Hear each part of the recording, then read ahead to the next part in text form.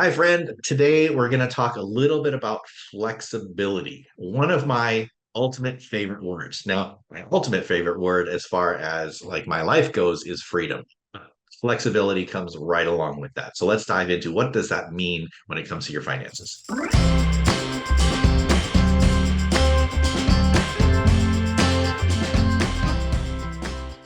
Okay, Mike, flexibility. We're not talking about stretching our muscles here. We're talking about flexibility of time and flexibility of finances. So, what do we mean when we say, I need to be flexible enough to choose not to work or to work or alter my life? Let's talk a little bit about what this looks like financially. Sure. I think the flexibility of time has been a big conversation with clients, with you. The flexibility of freedom, right? Of how do you want to spend your money instead of being told what to do, right? I have been told what to do. Was told I had to pay back my student loans, and I had a mortgage, I had a credit card payment, a truck payment, and a dirt bike payment. I had all these payments. So I was being told what to do. I didn't actually have flexibility. And I thought more money meant I was going to have more flexibility. That was not the case because for me, and like many millions of people around the world, that just means more expenses. And it's just kind of a interesting timing because I just picked up Rich Dad Poor Dad. I read it 20 years ago. I'm rereading it now in 2026.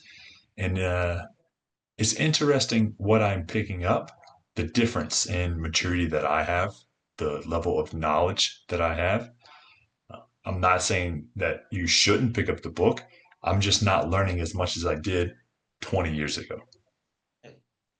But Robert Kiyosaki, he wrote the book.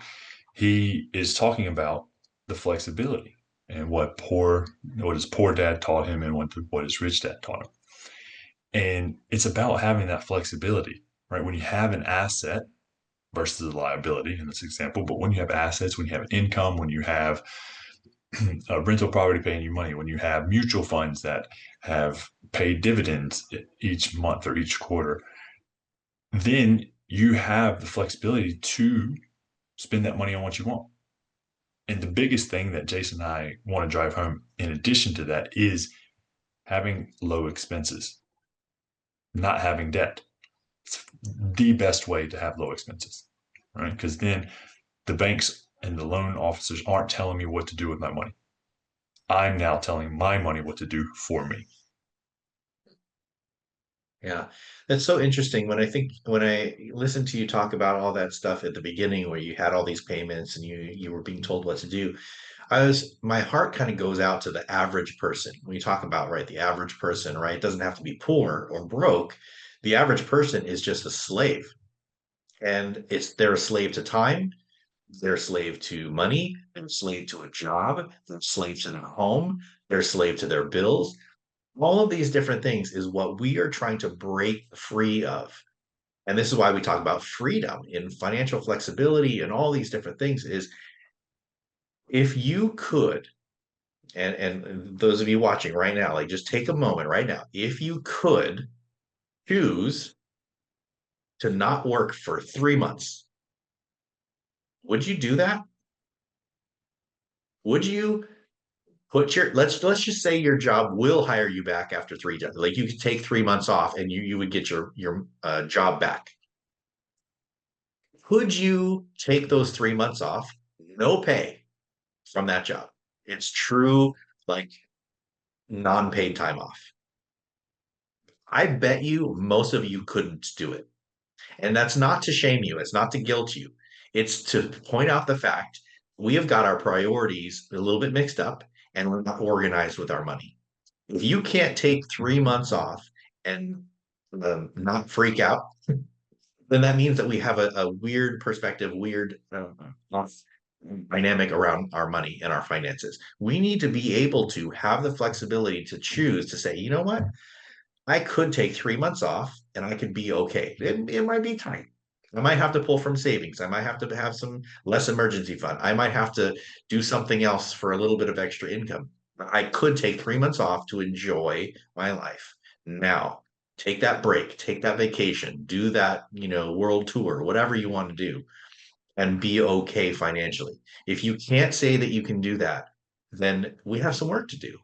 And I'm not saying that because I've got it all put together, right? But I'm saying that because that's the ideal life that you probably have in your mind is I wish that I could take time off.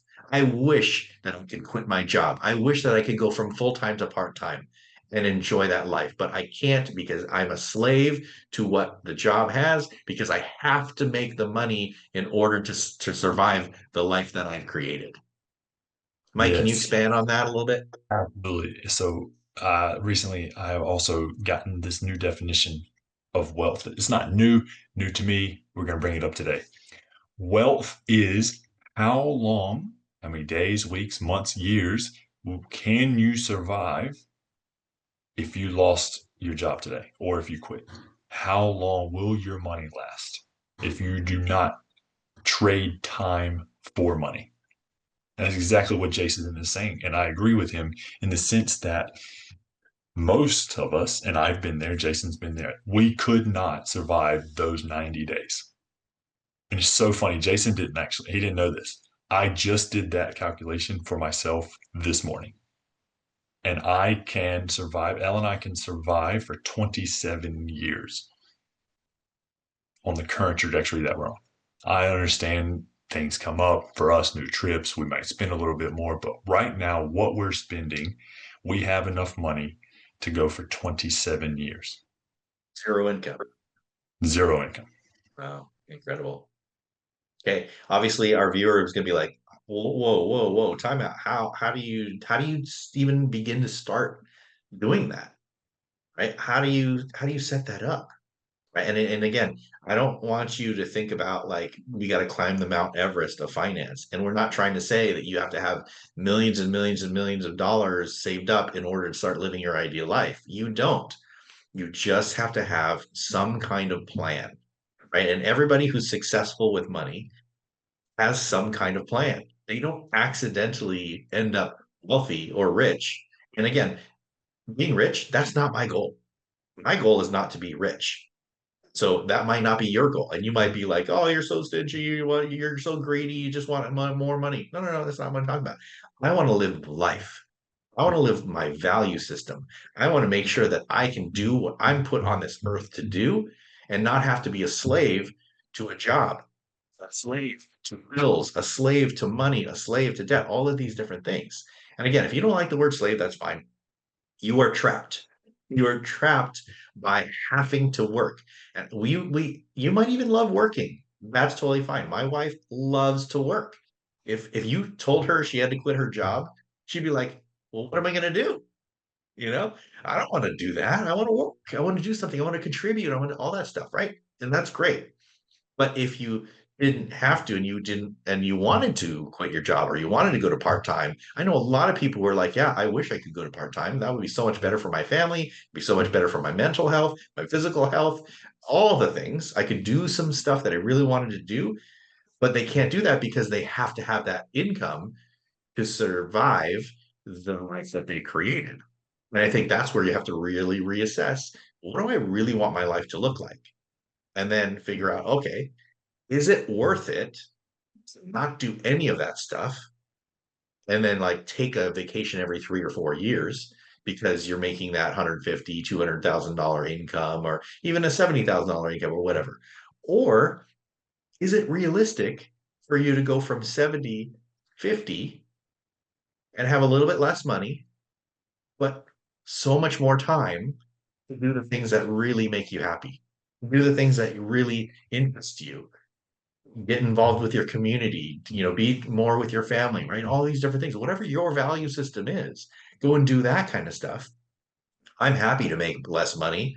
I'd like to make more money. That's great. But I'm happy to make less money and have the life I have now versus working 50, 60, 70 hours and making a ton of money. Yeah. Like what good is $100,000, $200,000 income if I can't have time to spend it, or if I'm so mentally exhausted, I'm not present to my family, I'm not present to my friends, I don't have any friends. All of these different, I can't go and do anything because I'm a slave. I'm trapped by this $200,000 income. Right? That's what we're trying to get you to assess. We're not telling you you have to, not work. We're not telling you that you have to make a low income. You can make a great income and work less. That's fantastic. But we just want you to think differently about I have to stay in this job. I have to make $150,000. I have to have enough money to pay for that car and that house and those trips and all these other things. Like, what do you got to say about that? Perfect. Dream. What is that dream of what we can prepare for?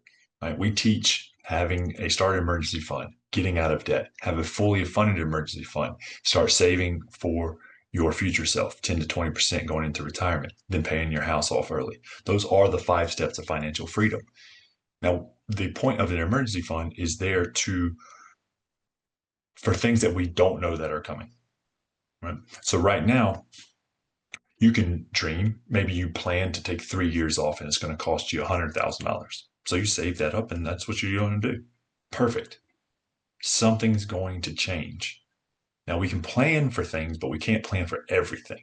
What I mean by that is, what if you get somewhere and you really love it and it only costs $15,000 a year? Well, now you have a choice. You can not work for 6 years, or something else changes, meaning you get somewhere that's more expensive, or you're missing the community that the office life or work brought you.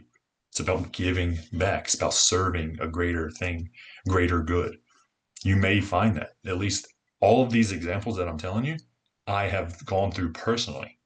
And another one that's kind of recent is, well, jet lag. We've been traveling overseas a bit and we've got the time and the flexibility to not have to wake up and go on the office on Monday morning when we're tired, when we didn't sleep all night because we just landed.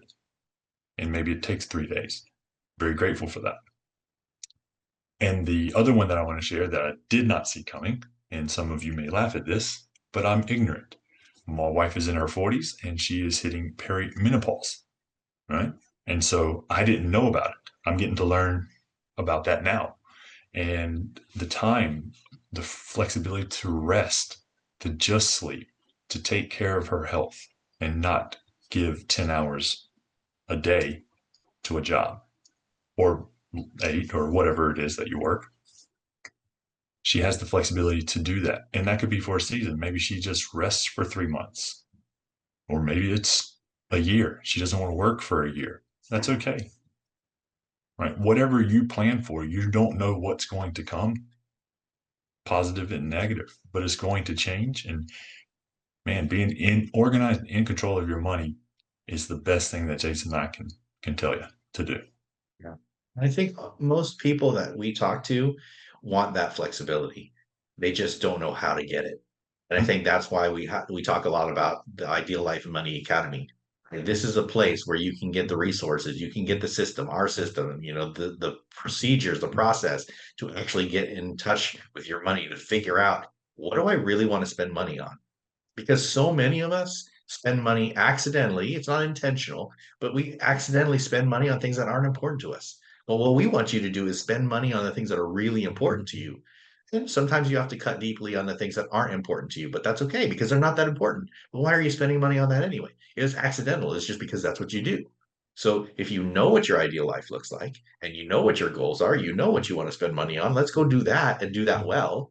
Then all the stuff that we accidentally money leaking out, stop that leak and not spend money there so that we can actually go do the things that we really want to do. Right. And there's only two ways to improve your financial situation. I tell this to everybody. You can either reduce your expenses or increase your income or both. Right. You can only reduce so much. And then you're like, I reduced everything. We're eating nothing. We're eating some bare bone stuff. We don't have any of our big bills. We've got sold everything, right? There's only so much you can reduce. And then you have to start thinking about making additional income. Actually, in today's world, it's really easy to make some income. Now, I'm not saying that it's easy to make 50,000, 60,000, 100,000, but in this day and age, you can make $1,000 a month, $2,000 a month, $3,000 a month. It's fairly easy to do, depending on what you're doing. So we encourage you to actually dip your toe in the water and figure out like, okay, how can I make up $500 a month? How can I make up $1,000 a month? Then I have a little bit more flexibility to go from full time to part time, and I'm actually going to be okay because I'm organized with my money. I have that flexibility now, and I actually am going to enjoy life. I think that's really what the message of today is like. You want that flexibility. You just don't believe in yourself enough to know what you can do, which we do. We believe in you. We know you can do it. And then two, how? Right? And we can help you with both of those things. That's what the Ideal Life and Money Academy is all about. Believing in you, giving you the system, having the accountability, showing you what's possible, creating that income, reducing all those expenses, getting out of debt, right? All of that stuff is inside the ILMA. So you can go and check that out in the link. And Mike, do you have anything else that you want to wrap this up on about flexibility? Not just take action, try something. If it is with ILMA, fantastic. Jason and I will be grateful. We're here to serve you. If it is subscribing to this YouTube channel or this podcast or sharing this with someone else in your life, do that. That helps us grow the channel, and we want to continue to share our knowledge. And that thing of taking action is the biggest thing. Just try something, because then you get to learn if it works for you, if it doesn't work for you, and you get to try the next thing, because the next thing can't happen until the first thing. So just try it. Yeah, and pivot. If it doesn't work, always change it. Thank you so much, friend. We'll see you on another video.